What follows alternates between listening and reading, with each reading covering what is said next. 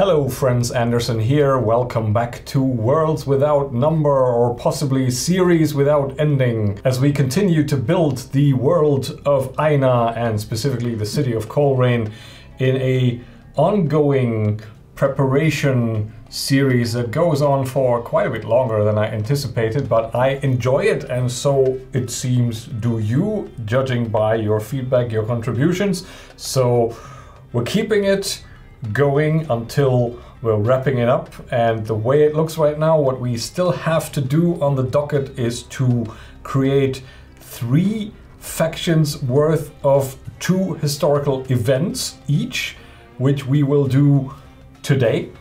And after that, we want to wrap up some loose ends, which will be a separate video. So we have 2 to go by the way that it looks now, but I would not be extremely surprised if we get sidetracked and end up having another one or another 2 or whatever. Who cares, as long as it adds to the lore of the world that we're building and as long as it stays fun and engaging. So let's dive into the additions from the comment sections as usual, because as usual you've been quite active in participating, and I have drilled out from your various ideas a number of points again that I would like to run through before we get into Worlds Without Number and before we start figuring out the history of our remaining factions. The ones that we still have to do, by the way, are the 2 embassies, so the Chandran embassy and the Elonate embassy, as well as the Cabal.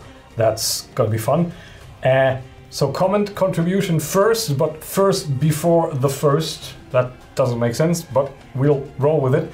You may have noticed things look a little bit different, so I used the time while my voice wasn't fully functional to redesign the whole setup here again, because I really like to be standing. And now I'm standing, so go me. Just thought I'd mention, in case you wonder as you watch through this series at a later date, why is it all looking different all of a sudden? Oh, and also by the time this video was up, we probably have 500 subscribers, which is crazy. Thank you very much for that. Thanks for subscribing, thanks for commenting, thanks for liking the videos.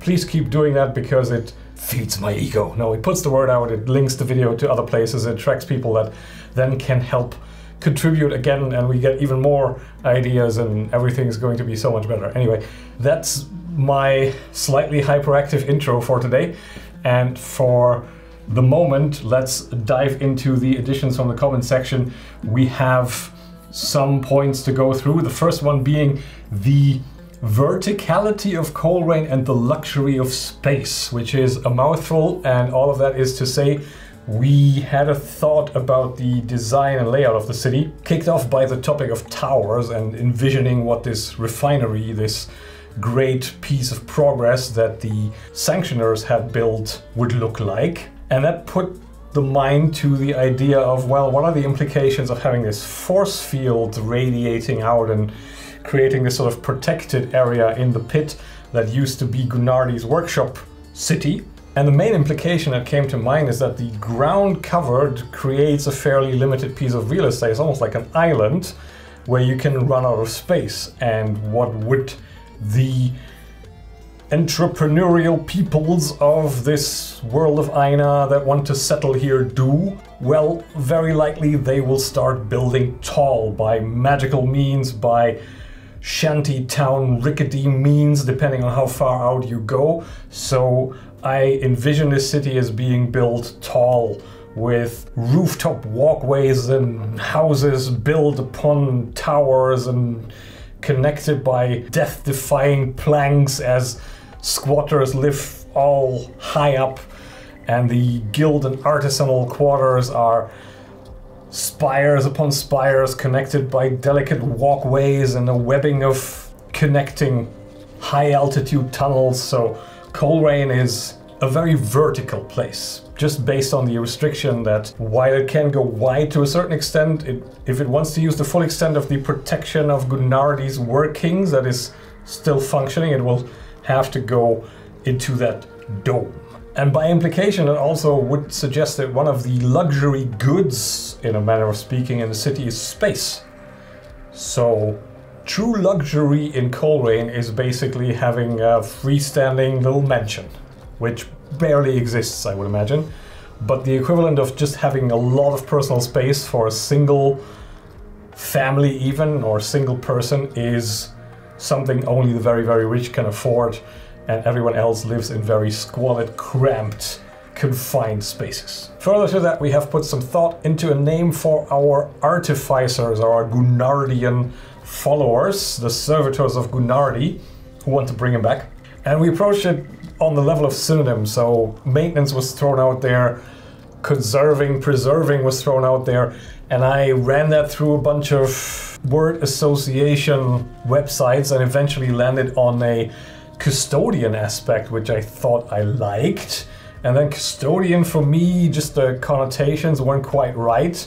The image that it evoked didn't quite fit, but I went into synonyms sort of related to custodian, and what I found was a word that I wasn't really familiar with initially and had to look up, but it is claviger. And it seems, even in the sense of the word, to be quite fitting, because for one, by a definition that I could find, claviger is one who bears a key. So really the artificers who unlock the knowledge of the Gunardian workings, which is quite good. The other is one who wields a club, which also, you know, in a weaponized fashion and sort of signifying their nature as Gunardi's weapon, even from beyond the grave, although most of the other sentients aren't aware of this. And it's also apparently a kind of beetle, which is also, again, with the idea of this hive and this slightly insectoid hive mind idea, it seems to be on brand. So clavigers, Gunardian clavigers, or the clavigers, that is what I would like to call them.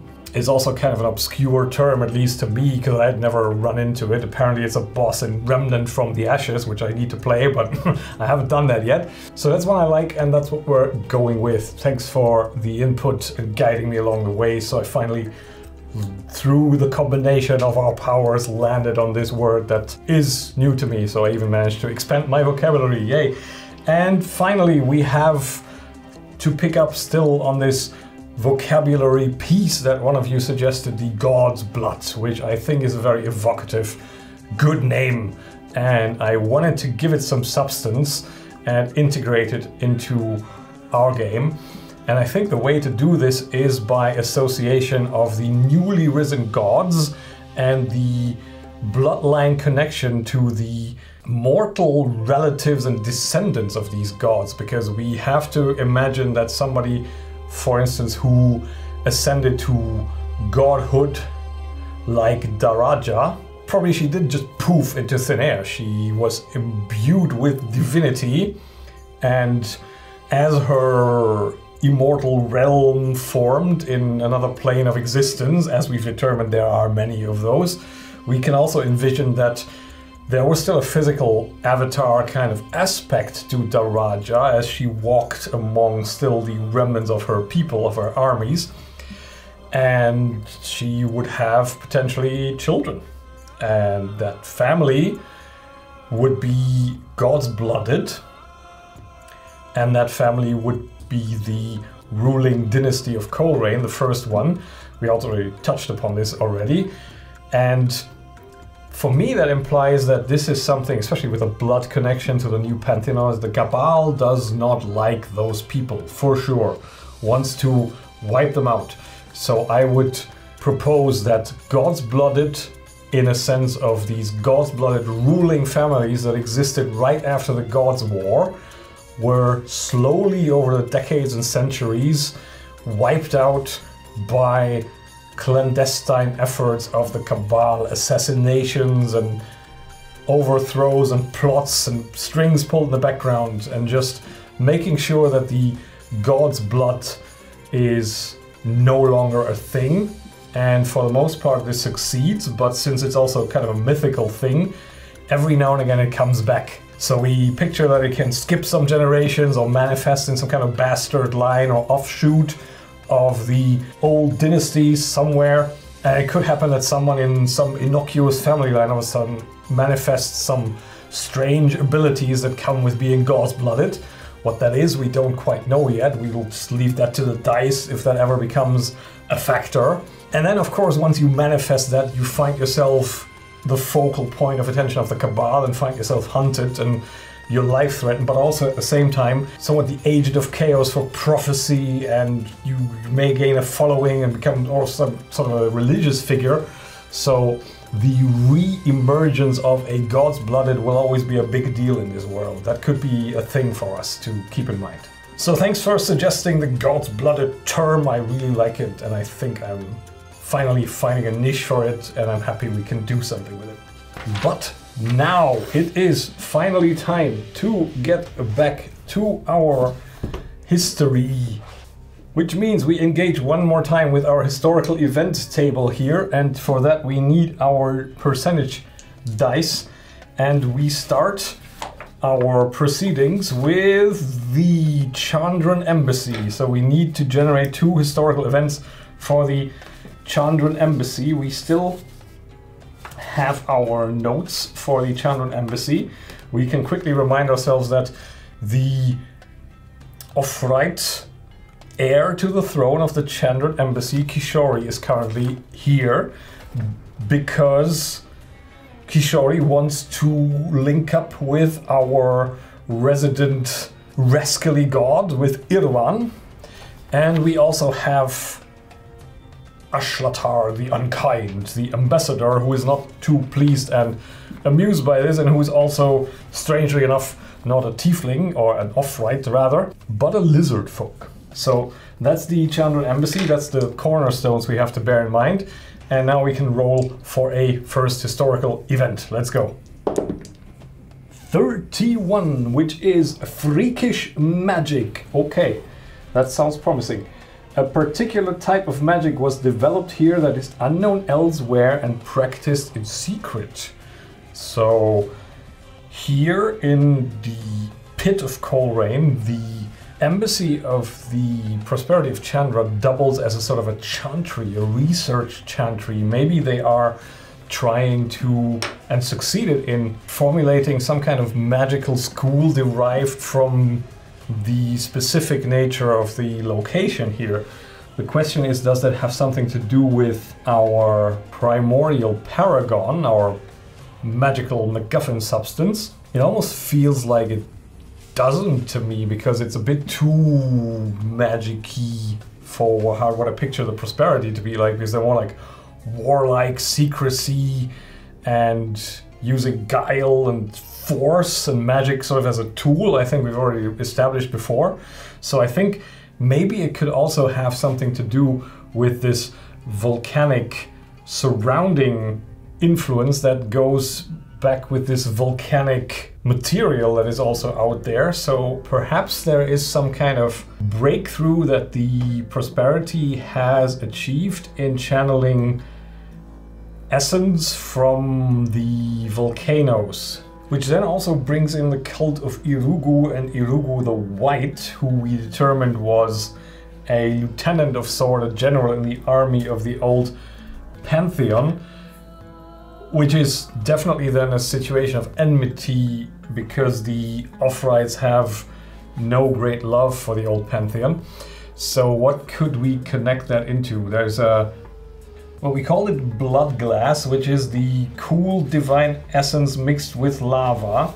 So maybe in an effort to not be completely dependent on the Paragon, the Prosperity of Chandra in their embassy have managed to create a process to harness magical power out of blood glass. While the cult of Irugu doesn't do this, it's probably sacrilegious to them, they use them as weapons, but the Prosperity of Chandra uses it as a, almost like ingots to fuel something and not forge something. Ingot's probably the wrong term, it's more like pellets really, to shatter and then unleash some kind of energy. So they are the only ones who found out how to do this so far. And we'll note that down, that is a recent breakthrough. Run out of cards, so I'm gonna start using this book here.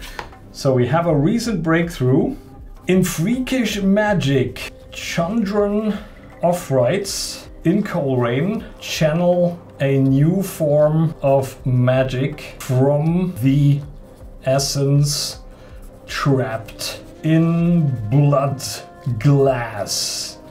And if ever we run into generating some really inexplicable event in our setup for our Scarlet Heroes campaign, we now know they did this, and then we can flesh out what this new form of magic actually does. I like it. Second historical event for our Chandran embassy would be 14. Depravity. Well, who's surprised by that? What does it actually say? Vile debauches, unclean habits, and base hungers became commonplace among the group. That is no huge surprise. The question is, how does that influence things as a historical event? Errant probably doesn't mind. Daraja is not amused, so maybe it created a kind of made the embassy unpalatable to some of the more conservative factions in the city and created some misgivings there. Maybe set them at odds with the Darajan assemblage for a while. And then what? We also had still some event for the Darajan assemblage where a grand scheme had gone horribly wrong. Maybe that is how the embassy of Chandra wandered back into the good graces, and they'd been on the outs for a few decades before. So, debauchery. What do we picture? Maybe a fad sweeps the city of Coleraine, where the Offrights in their faction that sees itself as the new gods, devoid of normal mortals' morals, has cut loose in the city and inspired some of the more raucous inhabitants of other factions and other origins in Coleraine to do as they do. And then there was a period of moral collapse in Coleraine that worried the assemblage, and they traced it back to the prosperity of Chandra and maybe their very decadent ambassador at the time, and then that ambassador got kicked out. And the incident, the scandal, caused some kind of moral crackdown where the Church of Daraja for a while became very dominant. So like a seesaw kind of movement, and that caused the prosperity of Chandra to lose a lot of influence. We also have determined that right now the Elonate Commonwealth holds a bit more sway over the surrogate, at least. So maybe that is something that happened. There was a very decadent ambassador, a few decades past, but a very attractive figure, very openly visible, inspired a lot of non-Offrights to do likewise, caused a moral collapse, moral crackdown, exile for the ambassador. Maybe they're still around somewhere. Maybe they'll even come back, or maybe they're even still in the city, leading some kind of shadowy cult of dedicated to some other deity or pursuit or even demon. And it costs political power. So I think that's what happened. A decadent ambassador inspired a lot of citizens to do as they did, and leading to a moral collapse and a Darajan conservative pushback, exile for the ambassador, and a loss of power and influence for the prosperity that they maybe regained when a grand scheme went horribly wrong. I think that's a loose end still. And loose ends is for the next video, but if you have an idea what this grand scheme that brought the prosperity of Chandra embassy back into the good graces of the assemblage was, then let me know in the comments. Alright, next up we have the Elonate Commonwealth embassy. Let's give them their first event. 56, magical tech. Oh, now it gets interesting. What is this? The group developed a useful and widespread medical tech or infrastructure that may have survived into the present. So it was long ago. Maybe they lost it.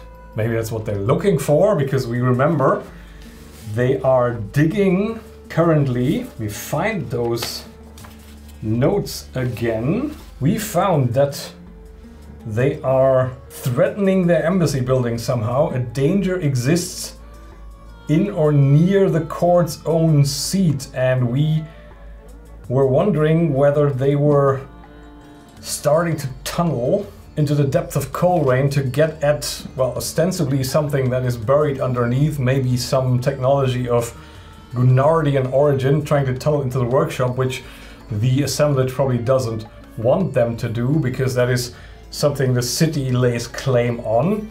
But maybe it's this magical tech that they already had in the past. Maybe that's what they did in the past. They tunneled in the past. That went somehow wrong. They abandoned it, and now they are trying to find it again, because they are also currently cut off a bit from the quota of Paragon, because they pissed off the Sanctioners, and that made them remember, hey, we did this initiative once. There is underground levels of this embassy that were formerly part of the Gunnardian workshop that we abandoned, and now we're tunneling back in there to find this magical tech. Maybe it's some kind of efficiency generator, so basically a form to use the Paragon in a way that makes it last longer, because they're now cut off from the supply.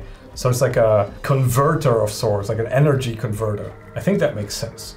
So they know now that in the past they had constructed or found down below a way to make more efficient the use of Paragon under the embassy. There's a set of tunnels leading there, but they have collapsed in the past, intentionally so, because it was dangerous. There was some danger involved, and there still is. And now they are desperate enough to do it again, to try to find that again, and this time we're getting it right. I think that's what happened here. In the past, the Commonwealth found an old working under their embassy that made the use and extraction of Paragon more efficient, but something went wrong and they abandoned and sealed it off. And now they're desperate to find it again, and they're tunneling, and it's dangerous. That's the magical tech that they had found and they want to find again. Next point on the history for the Elonate Commonwealth. 06 Brutal Oppression. Okay. Some portion of the group was reduced to a state of wretched subservience by the rest. By the rest. Was that the kind of factionism in the Elonate Commonwealth embassy as a whole? Oh, maybe one of the, because it is a Commonwealth, maybe one of the kingdoms that is part of the maybe it was Wisland. Maybe it was Wisland. So now I need to think. The Commonwealth is relatively recent, at least. Timeline-wise, with the tunneling, I think that's still fit. So there can be a couple of decades between this finding the workings, tunneling, abandoning it, and now some old embassy person, once they get cut off, remembers and goes, ah, we have this down there, but it was horrible, and now we'll find again. So that would work with a matter of decades. Wisland, the occupation of Coleraine, when was that though? What did we say there? I think we didn't really fix it. I do think it was always somewhat supposed to be relatively recent. I can't really think of a good way to fit this together. What I was thinking was maybe this whole topic that we scratched on, where Coleraine was occupied for a while by an external force, and then had to use this kind of magical nuke by approaching the Clavigers to free itself. That this Wisland that we rolled up as the culprit there for the external occupation was a dominant, at the time, dominant faction in the Commonwealth. So basically in the succession of the Commonwealth, all of a sudden one nation emerged very dominant, and for a short while the Commonwealth became very totalitarian. Very short burst, maybe not even a decade, That could work, actually. So I say Wisland takes over the Commonwealth briefly becomes the enemy. Wisland occupies the city of Coleraine using Commonwealth resources. The rest of the Commonwealth nations assist Coleraine in ridding all of them of Wisland's influence, and then in turn this has repercussions, and the Commonwealth itself, after Wisland is dealt with, is in a very wretched state. And the brutal oppression part is basically where the weakness that they had then made the prosperity rise again after they got beaten back by the Commonwealth in that decisive war. It also made them here in Coleraine be very oppressed, their rights very limited. They were not trusted anymore. So a few decades ago, maybe that's when that played out, sort of halfway between foundation of the Commonwealth and today. The Commonwealth was really at its lowest point in their standing in the eyes of Coleraine and the Coleraine people, and that had something to do with the rise of Wisland. So following Wisland taking over the Commonwealth and the eventual defeat of Wisland, the embassy was brutally oppressed and regarded as a pariah nation representation for a while. So the Commonwealth also has kind of a stain on their otherwise impeccable image, at least so far impeccable. That leaves the Cabal with another historical event for them, so let's roll that one up. 93 Urbanization. Okay, that is a weird one because it's nation building more like, but maybe we can make it work. Urbanization. One or more urban sites became unusually heavily populated, growing vastly and having a wide net of supporting towns. Okay, I think what this could be is like a temple quarter kind of thing, because we remember the Cabal is posing as the Church of Viola, and maybe that is kind of a temple quarter that is dominant for this Church of Viola, where the Cabal then has its own kind of area of the city where they hold sway and where they have resources and lairs that they can hide away and plot in secrecy.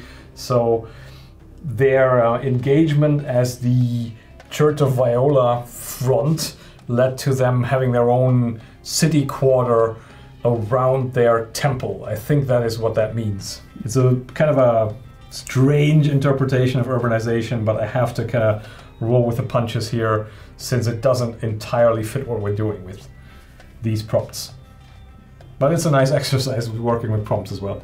The Cabal and the Church of Viola dominates a temple quarter surrounded by faithful worshippers, which provides resources and secrecy. And one more. 09 Consequences. Oh. Pick an event of a prior age. It had long-term consequences that were good for a bad event or bad for a good event. So we only have a prior event here, which is the foundation of their temple quarter, which was good. And now the bad event is the appearance of Malquis, and maybe the... because we have Malquis as the external conflict where an outside really super faithful Viola cleric arrives, and maybe that's the consequence, because this urbanization, this founding of this temple quarter and this highly regarded temple of Viola, which is run by the Cabal, made such a big splash in the worshipping community of the Viola cult that is kind of the only old pantheon surviving matron healer goddess that is now worldwide worship, that it attracted all kinds of flavors of representations of Viola worshippers, which means the Cabal has, as a consequence, not full control over this. There is factionalism, like conclaves with different speakers, and one of the most dominant forces now, more dominant then the Cabal at the moment, the consequence at the moment is the Cabal has lost control, full control of their temple quarter to the faction of Malquis, the visiting dark elves. So like the iconoclastic young radicals that are following Malquis as the cult of Viola battles an ideological battle in this city, as the Cabal tries to retain power against the true worshippers, and the true worshippers are currently winning. And that's the suffering from success for the Cabal. The Temple Quarter is a shining example of Viola worship and attracts factions of the faith from across the world of Aina, most recently Malquis, and as a consequence of that they are currently threatened for control of their very own hub and Temple Quarter. And that does it for our 3x2 histories for today. So next time we want to pick up on a lot of loose ends that we've generated over the last couple of videos. If you can think of any that we still need to clarify, drop me a comment. I will also try and find the time to watch all of the videos back again and take some more notes and see what we can still wrap up and add to. And then we'll do that next time, and then we're finished and good to play. So thank you very much for watching. I'll catch you next time, and bye for now.